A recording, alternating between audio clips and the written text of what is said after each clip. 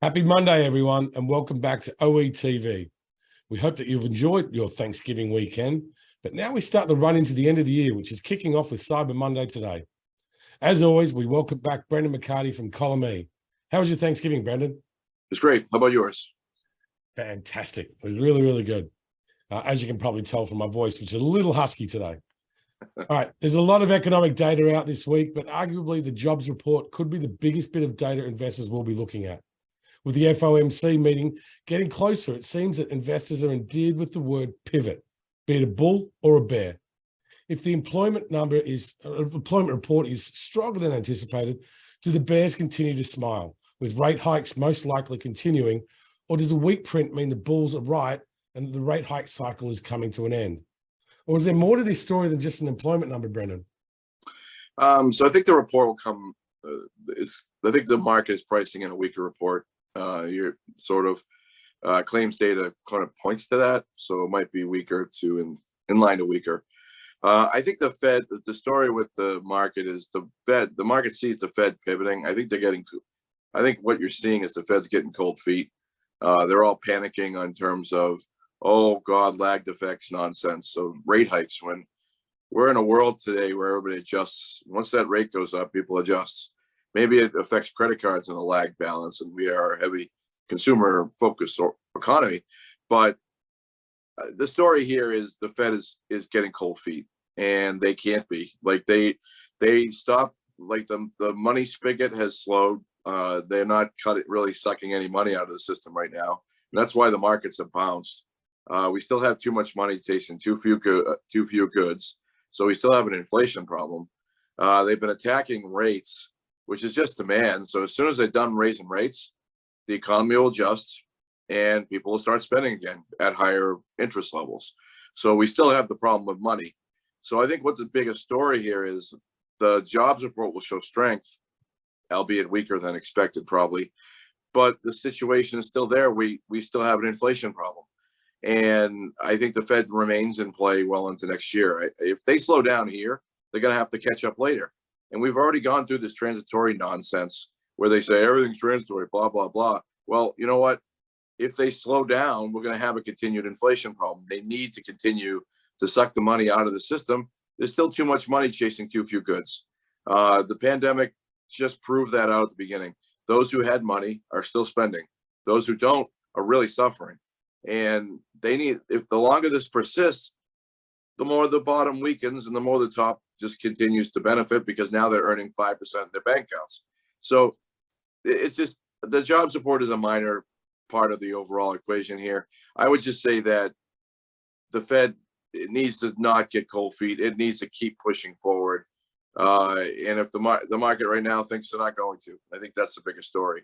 That's why the S&P is over 4,000 now. Yeah, it's interesting. I think you and I have talked offline a little bit about this. Like, Powell's definitely going to be remembered as Mr. Transitory, and he will be in books and schools, or probably just online. No one has books anymore, but it's if anything, he's going to overcook it, and everyone wants it to pivot, but wanting versus actually happening is two very different things. Yeah, I don't know what the Fed, they need to just keep going. The market, if the S&P's at 4,000 and they've raised rates almost 5 percentage points in 1 year, and the S&P's still at 4,000, you could say that's mission accomplished in a way, or it also just reeks of the earnings part. They just need to continue to suck the money out of the system, so we're not looking at higher prices, 40% higher next year at this time of year. The more this rises, the more it's going to impair the economy. And these economists on the Fed board need to go away. All of them don't have a clue about anything. They need real people in there. Powell actually is a real person in terms of the markets. Maybe that's what he's fighting. Maybe he's like, you know what, we're going to continue forward. I'll let these people chirp, chirp, chirp, but we're going to continue to hike. And they need to. It's just the way it is. Rates have adjusted. Markets have adjusted. We can hike more, and we want inflation to go away. So that's where we are. Yeah, I think he's talking again on Wednesday as well, so keep an eye out for that one. Now, let's move on to smidcaps. Last week was a slow week for markets, so we spoke to a lot of clients that were more than happy to spend some extra time talking. And one theme that we came across was the smidcap names, and many thinking they like this space right now. There's some big opportunities in them there as well. Brett, what do you think about the smidcap space right now? So we've liked small cap value as one of our best sectors all year. That and financials, and the financials have been choppy. But small cap value has been where the place to be, so to speak. And we, in our latest chart views, which we redid, and it looks really cool, just to let you all know. Just kidding. Well, actually it is, but anyway. No, the small and mid caps are performing quite well relative to the large. It's also the global indexes are also performing well, which all brings us back to 2002, when those two sectors took off, global and small and mid, and the dollar weakened. Guess what? We're here. So small and mid are benefiting from that. The only hesitation I have is that if the Fed's going to suck out more money, again, we just said cold feet. But if, say, Powell continues on with sucking the money out of the system, the growth side of these two won't do well. The value side will. So we still think the small and mid cap value is where you want to be going forward. Service inflation is actually still rising, and I believe more than half of our small businesses this year are basically in service. So they also, if they're seeing higher prices, they're going to benefit. That'll offset the wages that they have to pay. And also, if people are worried about the big caps, and a lot of passive indexes are adversely impacted by, like Apple, which reporting another slowdown based on Foxconn. Maybe you want to look for that small value company that says, all right, we're not suffering from iPhone sales. We're still generating good retail, we're good sales, and things will be better. So long story short, I think this is still the place to be, small and mid cap value. And the global indexes, the DAX and the CAC 40 are starting to wake up in big ways too. So, and those are large cap growths. We're just seeing one big transition here. Small value will eventually lead off to small growth. I don't know when that will be, but it's a good sector. It's been a good sector to be in. And a lot of the food companies we were talking about a couple of weeks ago are all small. Well, yeah. Relatively smaller. Nobody's small these days, right? I mean, the day of the $500 million company's gone. But they're smaller and they're performing well. So I think that's where you still want to be. Like it was US Foods, United Foods, those guys. They probably run into next year based on that, because they have earnings streams. And anybody who has demand and has rising prices has lots of money. And right now the large caps don't, because it's getting a little harder for them. So that's a good sector to be in still. Okay, it's playing devil's advocate then. So there are some companies in there, like we've touched on zombie stocks there before. There's probably a lot of them sitting inside this mid cap space. Is that something that could be a catalyst to stop this? Well, you see on this chart there, it's like a nice rally back up over the last month. Is that meeting a resistance level, do you think? Or like, are those the companies that could stop anything or stop the mid cap space rallying? So that's my one worry of selecting everything that's small and mid cap, because if you, that's why I would stay on the value side, the ones who are generating the revenue and the earnings. Mm-hmm. Once that pushes forward, there's a W forming there. If that W carries out, you could see a much bigger rally. I just don't think it's there yet. I think we're still in the early phases of this this. Let's buy the companies that are profitable, and then when growth starts to form, like the zombies. One of the zombies just recently bounced. I can't remember exactly which one, but I told my kids, I'm like, hey, that's one of my zombie companies we were talking about 4 or 5 weeks ago. And I can't remember exactly which one it was, but he didn't even bounce. So people are jumping into these little companies thinking, oh, no, it wasn't. It was Carvana. Carvana's still terrible. And that's going down to zero, it appears. But I would just say that if you're going to take a jump into growth, you got to be careful. They have to have pricing power, and they have to have some sort of demand. Otherwise, stay in the value, clip a dividend. Some of these guys are clicking dividends. And I still think overall the markets are moving lower, only because the Fed needs to still raise policy. So as long as the Fed's raising policy, tightening policy, the large caps are not going to benefit. You want to be in those who still have demand and pricing power. Okay. Let's move on to earnings. You're going to see from this image from Earning Whispers that the earnings calendar has wound down, which is sad because I love going through earnings. but there are still some interesting companies to look at, which we're going to dig into now. Let's start with Workday, and they report Tuesday after market.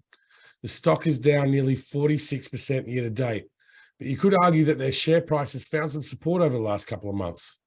We know that HR departments have been extremely busy over the last few months with layoffs across all industries in what looks like a trend that will continue into 2023. They report before Salesforce, and Salesforce reports on Wednesday, so there could be a read-through here. But guidance will be key here. And with trends that we've been seeing, can this recent report support on the stock be broken, Brendan? So Workday, it could be possible. Workday is focused on the Fortune 500, so they're dealing with the large caps, which we just spoke about. Hiring is still occurring. We'll see that Friday. But we think one thing we showed, I think we talked about 2 or 3, 4 weeks ago, CFOs tend to retrench when trailing earnings tend to fall. Well, we're probably at that point where trailing earnings are about to fall down a little bit. If that's the case, they're going to start retrenching on everything. Workday might be not a beneficiary. They'll suffer from it, I guess. So if they're in the Fortune 500, that's their focus. They're going to suffer margin compression, if anything, to keep the clients. I think that's what the chart's telling you. I know it has bounced along the bottom, but I mean, it's not really going anywhere. We've seen a lot of charts bounce off the bottom, but they're all much higher than they were from the June lows. These guys are back to the June lows. One of the things the analyst community is looking for is subscription backlog. It's their major leading indicator. If that actually slows, that will give you a good idea of what's happening on the hiring side.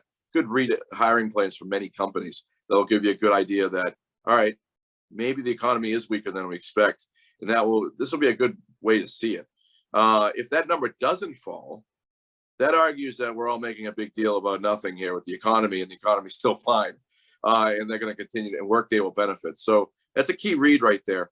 Also, I want to say that while the analysts are all about stay at home being a problem for Workday, I don't think that's an issue necessarily. It's an online platform, but they also said they need more people to go to work.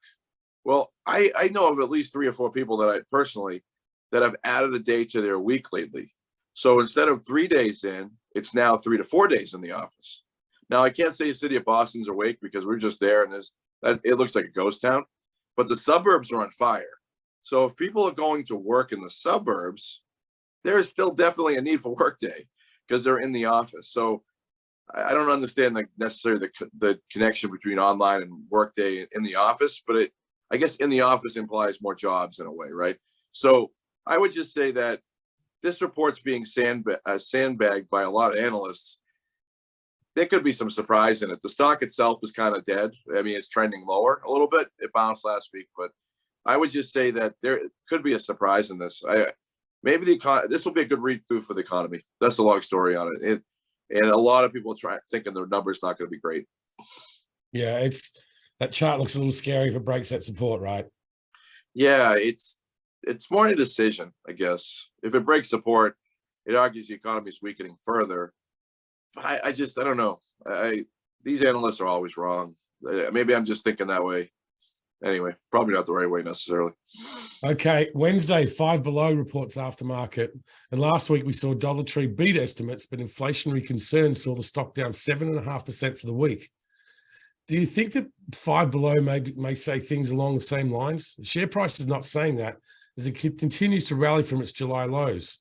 Brendan, what do you think we could see from Five Below? So one issue with Dollar Tree was the squeeze they were facing. We talked about, they raised prices to 1.25 versus 1, which doesn't seem like a lot, but it is 25%. It's still not enough. I think that's what they hit the stock on. The trade down effect is very much in vogue for Dollar Tree, for Walmart. I mean, they're trading from Target down to Walmart. Five is different. Five tends to go one way when Dollar Tree tends to go the other. And I think what Dollar Tree did last week was sort of a catch up to that. So Dollar Tree is moving lower and Five is moving higher. Five is, I like to say, the TikTok generation store, because you go in there, every TikToker now that I have a daughter does this stuff, that stuff is loaded. That store is loaded with crap for TikTok stuff. And I'm not saying TikTok is the end all be all, but it's geared to that generation of kids. So And that generation of kids is, generally speaking, under those who have money, right? So going back to those who have money and those who don't. I think 5 also does have a little more room than dollar, right? It's not Dollar Tree. It's not dollar. It's not 5. It's not dollar below. It's 5 below. So they have room to raise. They have room to protect margins to some extent there. The stock is behaving like that. It looks like a rock star. It actually ties into what we've been seeing in consumer discretionary for the last few quarters. Like, I think we covered consumer discretionary last week, and they said earnings were up from last quarter for consumer discretionary. Well, consumer discretionary moves very slowly. So we're in a rising trend for consumer discretionary, it appears right now. 5 is going to benefit from that. I mean, they sell crap. It's not exactly the best headphones, or it's not the best posters, or like, I go in there and you find chargers and I don't think how long they last. But it's an interesting story. It's bullish, and people think it's bullish going into it. This would be a great read through to see if kids are still spending in there. I mean, it is only $5 for most of the stuff. And my other daughter thinks she's gonna go shopping in there. It's strange enough. But anyway, I would just say Dollar Tree may have said one thing. 5's outlook will be completely different. I don't think they'll even tie. I think 5 is his own little universe. They're gonna analysts are negative on these guys, interestingly enough, in terms of wage pressure, inventory measures, but I don't think that matters as much. I think 5, the chart is telling you 5 is doing better, is doing well. It would hurt badly if they miss based on the month that it has, but right now it looks positive. I think it's gonna, if they come in with the expectations, that's not like, expectations are they miss, it looks like. So if they beat, I think the stock continues to run. It's there must be in the sweet spot. I think that's what the chart's telling you. They're in the sweet spot of the consumer discretionary phase, whereas people aren't paying up for a lot of things. They're just paying for things, and 5 fits right into that. Okay. Well, let's stick with that consumer discretionary run then and move on to Victoria's Secret. And they report Wednesday after market. Brendan, I hadn't looked at this name in a little while, and it's had a very impressive rally from its lows. So big, in fact, that it's back above its IPO price. Short interest has dropped going into these numbers, but it's still above 7%. I get nervous when I see no sell recommendations from the street, though. But Brendan, is the trend your friend here? So far, it looks like a W there as well. I don't know where their market cap sits these days. Is it small? Yeah, I'll have a look here while you run through it. Like, I forgot to even look at their earnings streams. You know what struck me? So Victoria's Secret was always in the malls, right? You walk by the mall, you're enticed by what you see. Like, it drags people into their stores. Like, they sell what they sell, whatever. And they're in a way, they're in changing tastes. So like, their models are different sizes to different environments. So like, it's a very interesting store. And when the malls all went down, well, Victoria's Secret suffered, right? That's probably why they went private, if anything. But I'm not sure on that. Again, I didn't do research on that. But I'll say the malls seem to be changing. So up here in Burlington, Simon has completely changed their Burlington Mall. It's not about the store anymore. It's about everything else that's in that store, in that mall. It's about the experience of going to the mall.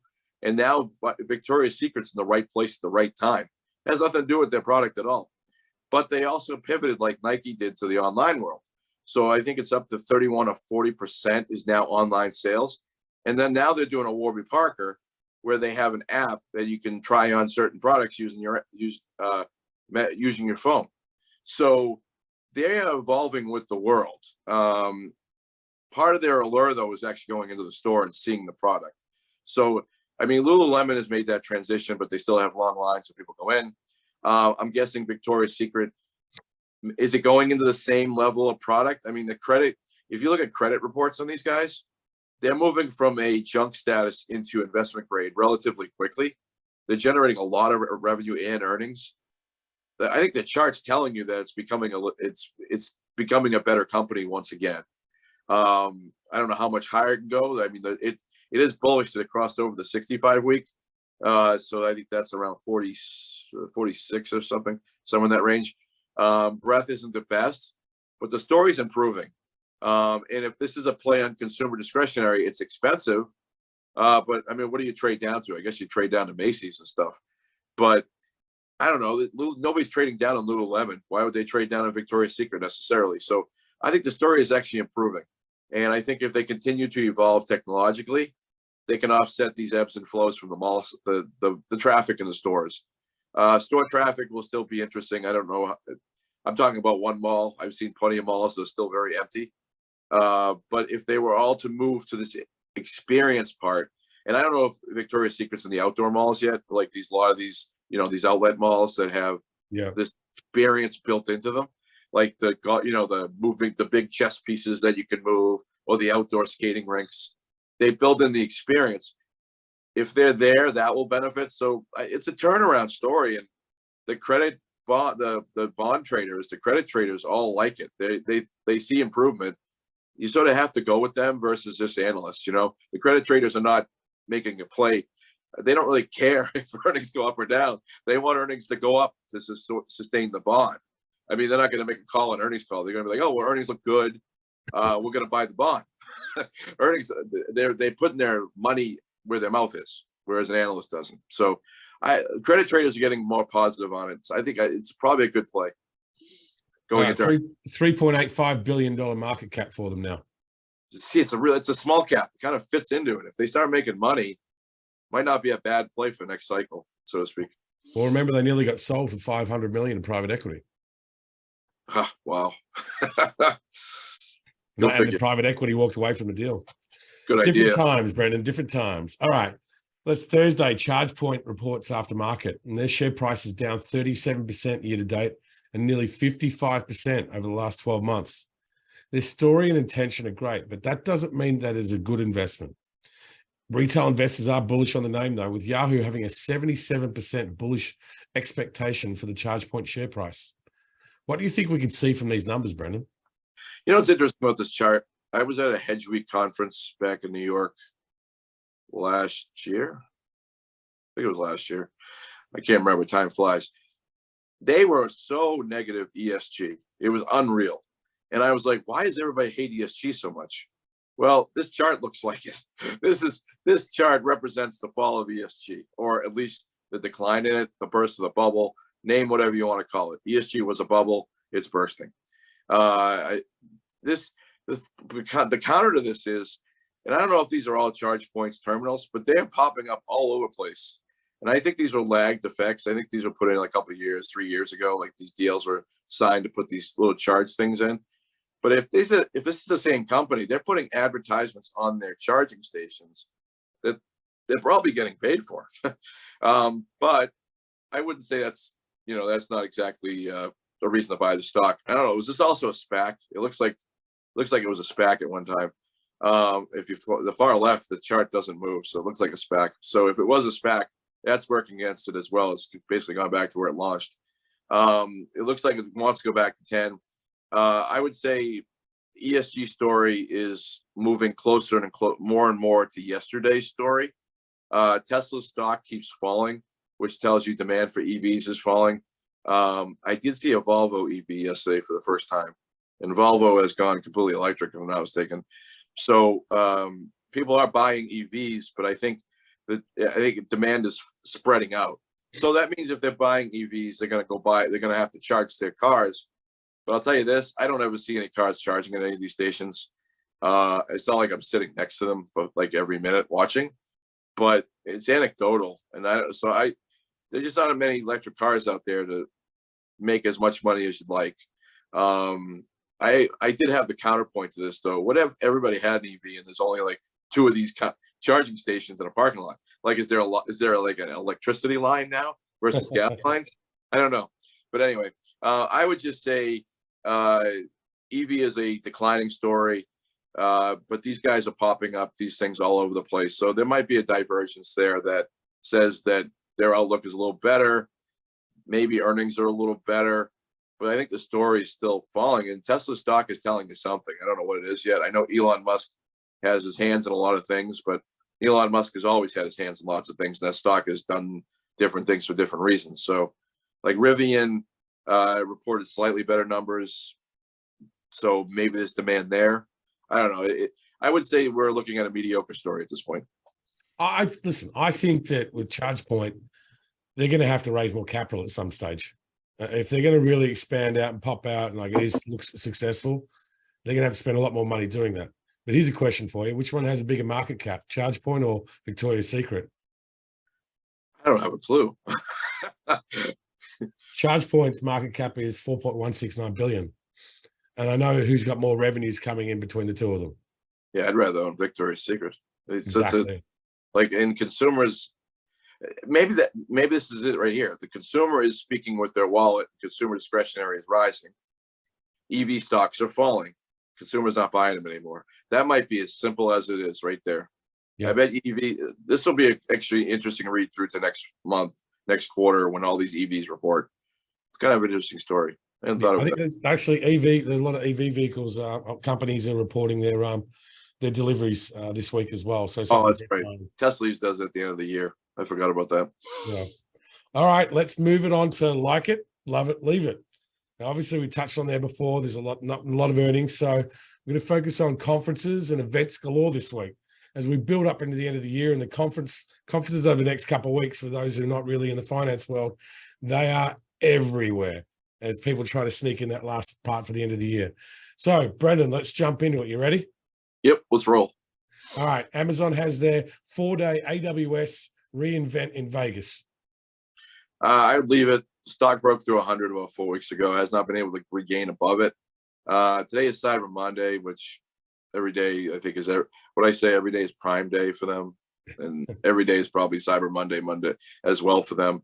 I'm sure that might help the stock in the next couple of days. It always does, but I would leave it for now.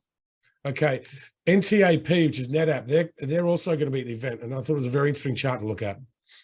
So we haven't talked about network appliance ever. As a side note, this was the first stock I ever traded when I came out of college. I wrote a whole thing on this. So when you put it on here, it kind of made me smile. I liked it then for that short 50-point rally that day. I like it now. Looks like it wants to run a 77.50, break above that. When W forms, again, that's the W chart we keep seeing. Argues for an extension of the previous highs if it breaks through.